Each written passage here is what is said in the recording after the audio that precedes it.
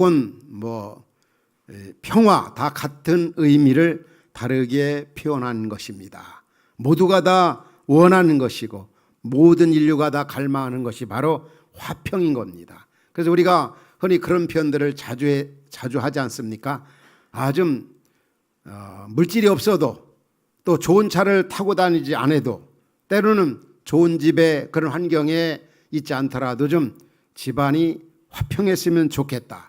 또 우리 자신도 그러하고 또 직장도 또 교회도 참 화평했으면 좋겠다.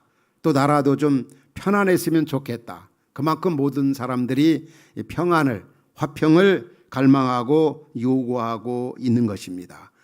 이 평화가 얼마나 중요한지 잠언 25장에 그런 말씀 나오지요. 다투는 여인과 함께 좋은 집, 큰 집에 사는 것보다 뭐라고 말씀합니까? 움막에서 혼자 사는 것이 나으니라. 이 말씀이 주는 메시지가 뭡니까?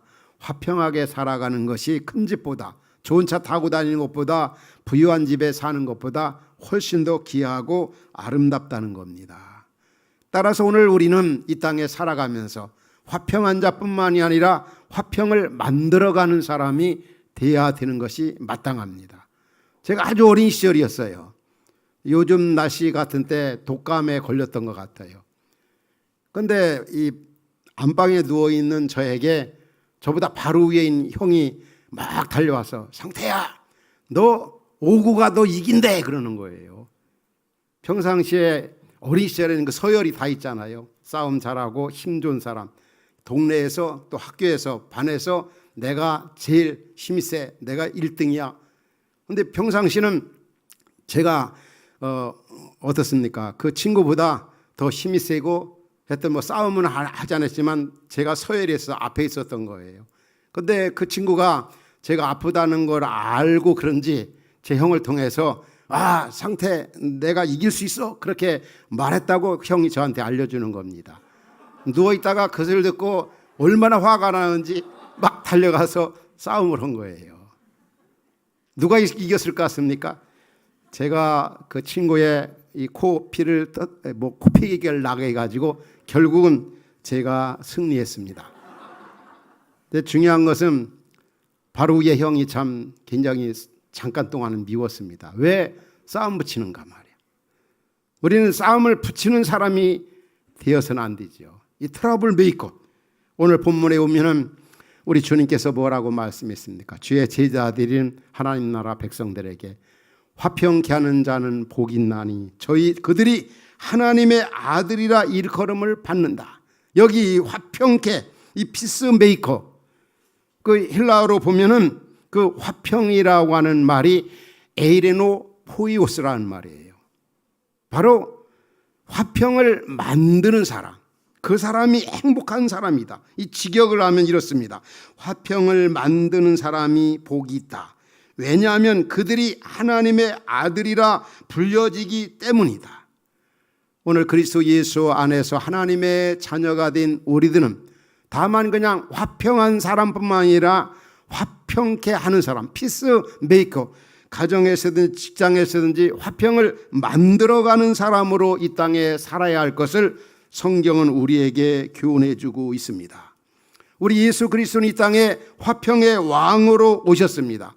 예수님의 탄생을 알리는 천사가 예수님에 대해서 뭐라고 표현하고 있습니까? 누가복음 2장에 보면은 예수 그리스도의 탄생이 하나님께는 영광이요 땅에서는 하나님이 기뻐하신 사람들 중에 평화로다. 평화의 왕으로 이 땅에 오셔서 우리에게 평화를 주셨습니다. 그래서 예수님이 요한복음 14장에 뭐라고 그랬습니까? 내가 너희에게 평안을 끼치노니 나의 그 평안은 너희가 세상에서 준 것 같지 않게 아주 너무 크고 귀하다. 부활하신 예수님께서도 요한복음 20장에서 뭐라고 말씀합니까? 너희에게 평강이 있을지어다. 너희에게 평강이 있을지어다. 인간의 범죄로 말미암아 이 땅에 평화, 화평이 깨졌어요. 그러나 우리 주 예수 그리스도께서 십자가로 말미암아 화평을 이루셨어요. 그래서 에베소 2장 14절 16절에 보면 이런 말씀이 나오잖아요. 그는 우리의 화평이신지라 둘로 하나를 만드사 원수된 것 곧 중간에 막힌 담을 자기 육체로 하시고 그리고 16절에 봐도 비슷한 말 십자가로 이 둘을 한 몸으로 하나님과 화목하게 하시고 우리에게 또 화목해 하라고 하는 직책까지 주셨어요. 고린도후서 5장에 그런 말씀 나오죠. 뭐라고 말씀합니까? 고린도후서 5장 18절에 보면 바로 화목하게 하시고 우리에게 화목해 하라는 직분을 주셨다. 이미 십자가로 말미암아 하나님과 원수되고 인간과 인간 사이가 이 파괴된 이런 상황 속에서 화평의 왕이신 주께서 이 땅에 오셔서 십자가로 말미암아 하나님과 화목하게 하시고 우리에게 어떤 직책을 주셨다고요? 화목케 하라는 직책을 주셨습니다. 따라서 우리 화평의 가족들, 말씀을 듣는 성도 여러분들이 정말 이 화평케 하는 피스메이커의 사명을 잘 감당해야 합니다. 여러분 그런 사명을 잘 감당하고 있습니까? 가정에서, 직장에서, 학교에서, 또 교회에서, 삶의 현장에서. 나는 싸움을 일으키는 사람인가? 나는 정말 화평을 가정에서도 만드는 사람인가? 직장에서도. 내가 그 집안에 들어가면, 그 직장에 들어가면 아주 분위기가 화기애애져. 화평을 만드는 사람이야. 반대로 내가 들어가면 집안이 싸늘해지고 그래서 우리 아빠, 우리 남편 좀 천천히 들어왔으면 좋겠다. 엄마가 좀 천천히 들어왔으면 좋겠다. 이 정도 된다면 어떻게 되겠습니까? 우리는 이 땅에서 화평을 만들어가는 사람. 이 화평이 얼마나 중요합니까? 바울 서신에 보면은 바울이 각 교회에게 편지를 써보낼 때 꼭 서두에 우리 하나님 아버지와 주 예수 그리스도로 말미암아 너에게 평안 화평이 있을지어다. 이 편지 서두의 의미는 바로 진정한 화평, 평안은 우리 주 예수 그리스도로 말미암아 흘러나온다고 하는 것입니다. 그래서 이 화평케 하는 일이 얼마나 중요한지 성경은 이것을 계속 강조하고 있어요. 로마서 12장에 봐도 바울은 로마 교회 성도들에게 뭐라고 그럽니까? 같이 읽을까요? 자, 시작. 할 수 있거든 너희로서는 모든 사람과 더불어 화목하라. 할 수 있거든. 이게 뭡니까? 진리 문제가 아니고 죽고 사는 문제가 아니고 본질적인 문제가 아니라면은 좀 화목하라는 거예요. 화평을 만드는 사람으로 살아가라는 거예요. 이 말씀 앞에 한번 우리 자신을 돌아볼 수 있기 바랍니다. 나는 집안에서 화평을 만드는 사람인가? 자꾸 싸움을 일으키는 사람인가? 분열을 시키는 사람인가? 성경은 화평을 만드는 사람으로 살아가라. 에베소 4장 3절도 그렇게 말씀합니다. 평안에 매는 줄로 예수 그리스도께서 평안하게 만들었어요. 또 성령이 하나가 되길 힘써 그냥 화평케 하는 거 저절로 되어지는 것이 아니라는 거죠. 희생과 헌신과 내려놓음과 자기 관심으로부터 벗어나고 이래야 화평케 하는 자의 사명을 감당할 수 있다는 거죠. 더군다나 하나님 나라는 어떤 곳으로 이 로마서 14장은 소개하고 있습니까? 하나님의 나라는 먹는 것과 마시는 것 아니고 오직 성령 안에서 의와 평강, 화평이 있는 곳이 바로 하나님 나라 천국이고, 그래서 우리가 이 땅에서 화평이신 예수 그리스도를 구주로 모시고 그분의 다스림과 통참을 받으며 살면 현재적인 하나님 나라를 충만하게 경험할 수가 있는 것입니다. 오늘 어떻습니까? 진짜 나는 화평을 만드는 사람으로 가정생활, 직장생활, 학교생활, 교회생활하고 있는가? 남편으로, 아내로, 부모로서, 때로는 자녀로서, 성도로서.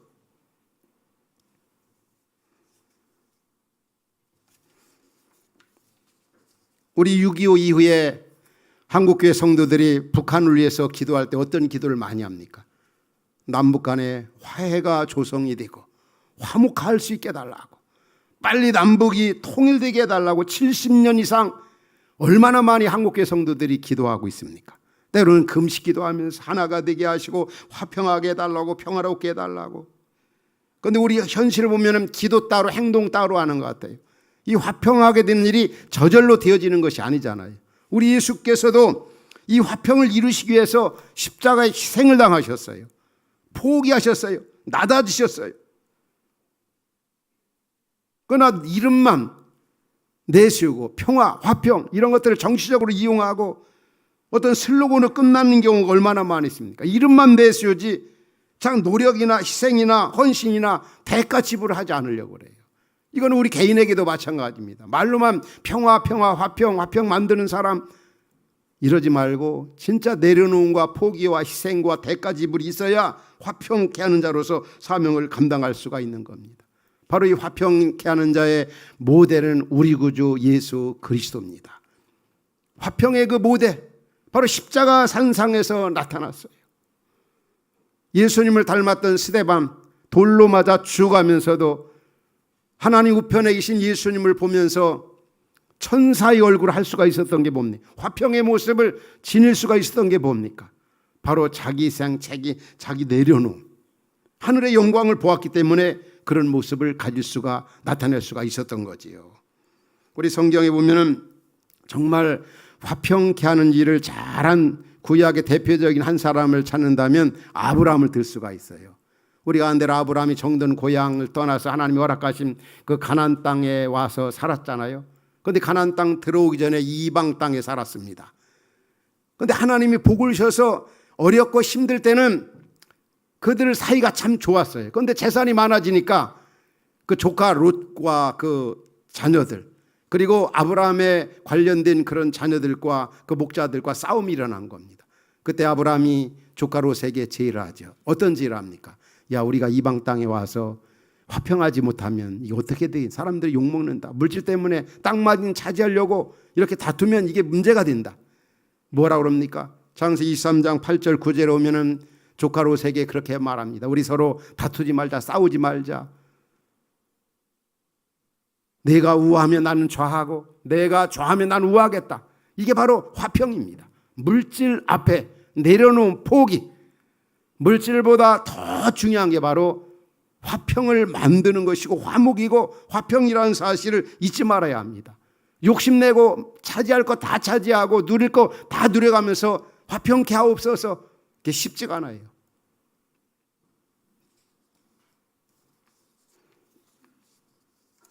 우리 한번 생각해 봅시다. 물질이냐 화평이냐, 돈이냐 명예냐. 잠언서는 그렇게 말씀합니다. 지혜로운 자는 물질보다 명예를 선택한다고 그랬어요. 자기 위해서 명예가 아니라 하나님의 영광과 나라를 위해서, 하나님의 이름이 더럽혀지지 않기 위해서. 물질이 정말 중요하고 크고 귀하지만 바로 명예를 선택한다.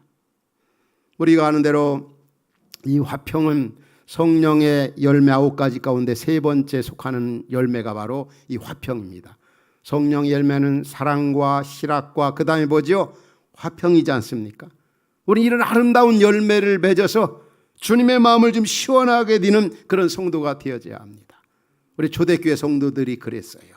그 로마 제국 그 피팍 아래서도 온 성들이 얼마나 화평하게 지내는지 몰라요. 그들의 모습에 감동을 받아가지고 온 백성, 사도행전 2장 47절에 그런 말씀 나오잖아요.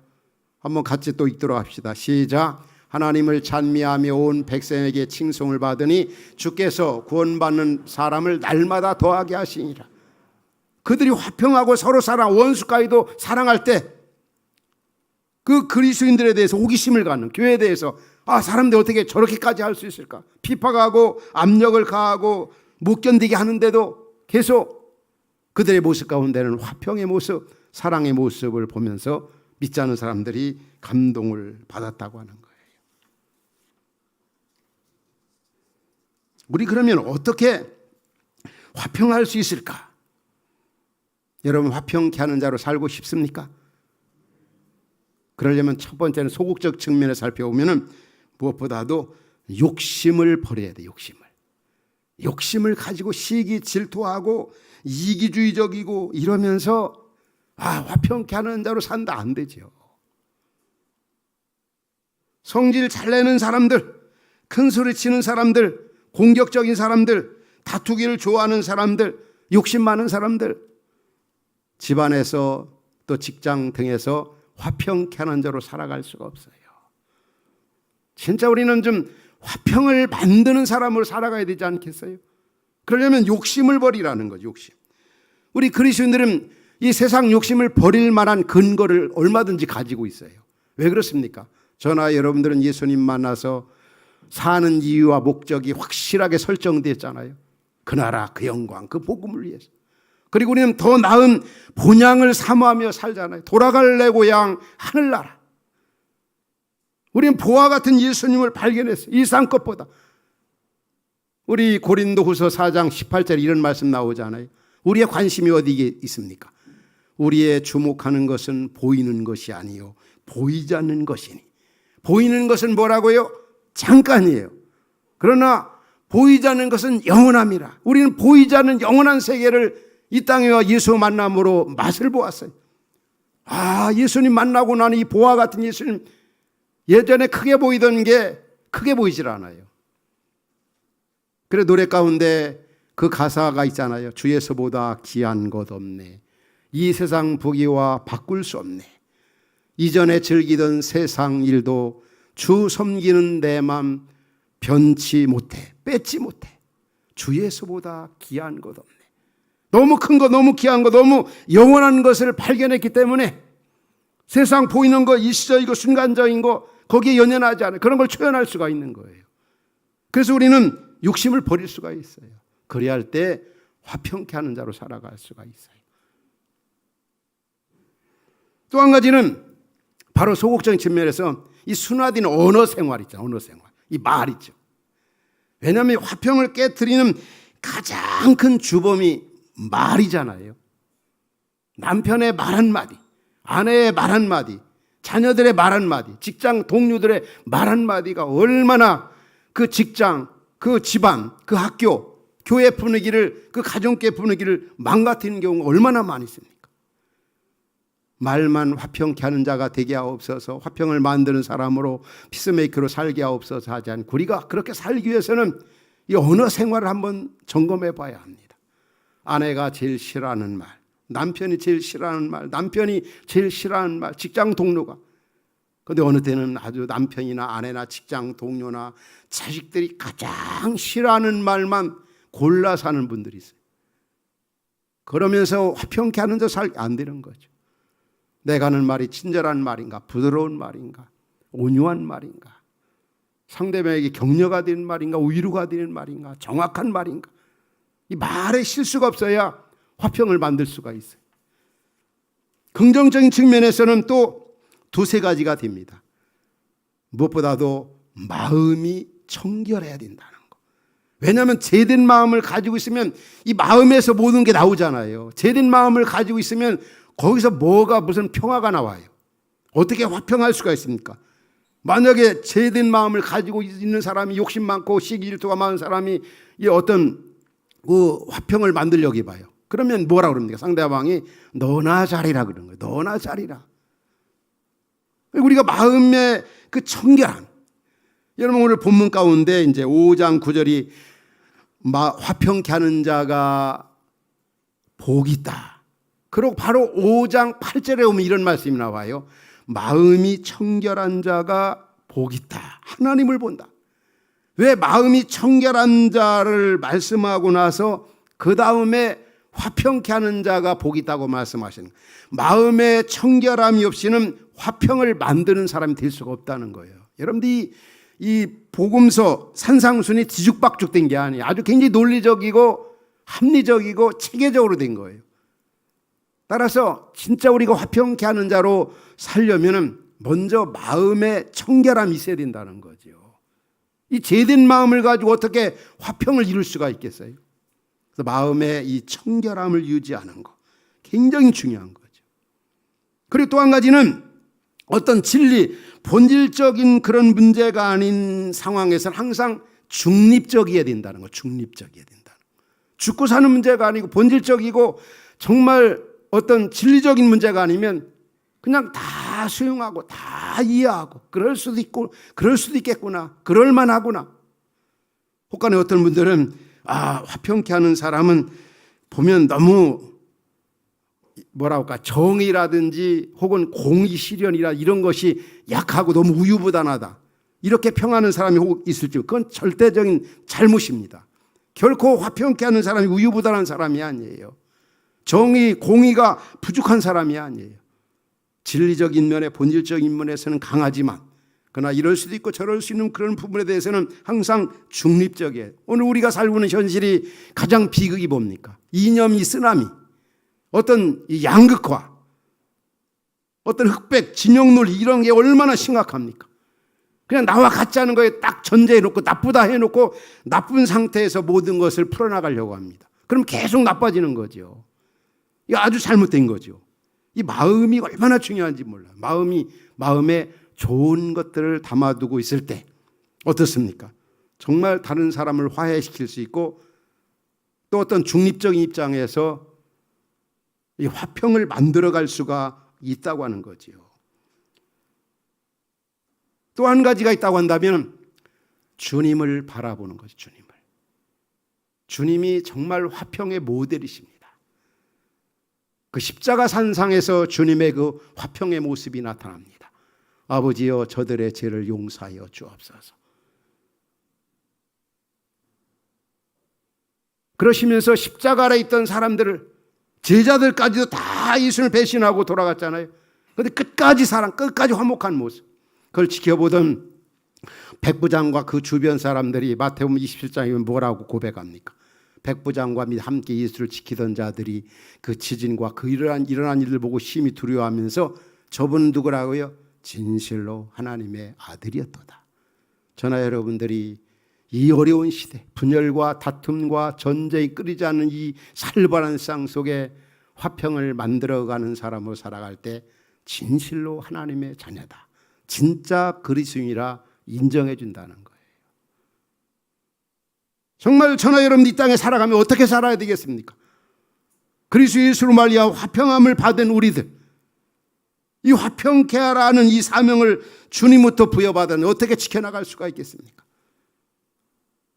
제 개인적으로는 진짜 나는 화평을 만드는 목사로 화평케 한 자로 살고 싶다 속에서 저 나름대로 늘 묵상하는 말씀이 있습니다.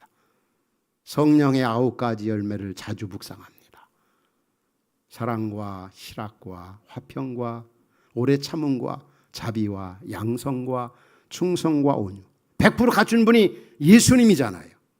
예수님의 마음을 품고 그렇게 살아갈 때 진짜 그래도 부족한 우리가 화평케 하는 자로 피스메이커로 살아갈 수가 있어요. 또 한 가지 저는 자주 팔복을 묵상합니다. 구원받은 제자들에게 주신 그 메시지, 어떤 품성을 가지고 이 땅에 살아가야 되는가.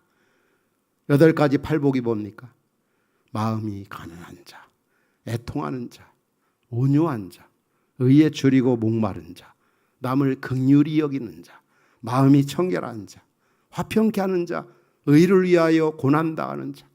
주님 이런 마음을 갖고 살게 하여 주옵소서. 이런 마음을 품고 살게 하여 주옵소서. 그럴 때 화가 나고 속이 상하고 큰소리 치고 싶어도 이런 말씀들을 자주 묵상하고 이 말씀 붙잡고 기도할 때 그래도 조금씩이라도 우리는 이 땅에서 화평케 하는 자로 가정생활할 수 있고 직장생활할 수 있고 또 교회생활할 수가 있는 겁니다. 말씀 듣는 여러분에게 일하는 예가 있기를 주의 이름으로 축원합니다. 마지막으로 화평케 하는 자가 받는 복이 뭐라고 그랬습니까? 먼저 오늘 본문에 보면은 화평케 하는 자가 행복한 사람이 그들이 하나님의 아들이라 인정한다는 거죠. 여러분 하나님의 자녀로 세상 사람들에게나 누구에게나 인정받기를 원하십니까? 피스메이커로 살아가십시오. 두 번째는 화평케 하는 자로 살아갈 때 받는 복이 뭐냐면 히브리서 12장 14절에 나와요. 뭐라고 말씀합니까? 화평함과 거룩함을 따르라. 이것이 없이는 아무도 주를 보지 못한다. 화평함, 거룩함. 이 화평케 하는 자로 살아갈 때 주님을 본다는 말이 뭡니까? 육안으로 본다는 말이 아니라 주님의 임재, 능력, 주님이 주시는 지혜, 함께 하심을 경험하면서 신나게 행복하게 살아갈 수 있다는 거죠. 결과적으로는 화평케 하는 자가 승리하게 됩니다. 지는 자 같으나 바로 화평케 하는 자가 승리하고 그에게 영광과 보상이 주어진다고 하는 사실입니다. 얼마나 우리가 잔분열과 다툼과 싸움과 전쟁이 치열한 시대 속에 살고 있습니까? 이런 시대를 살아가는 우리에게 주님은 말씀합니다. 화평케 하는 자가 복이 있나니 그들이 하나님의 아들이라 일컬음을 받을 것이며 오늘 말씀 듣는 여러분에게 일하는 예가 있기를 주의 이름으로 축원합니다. 우리 기도하시겠습니다. 우리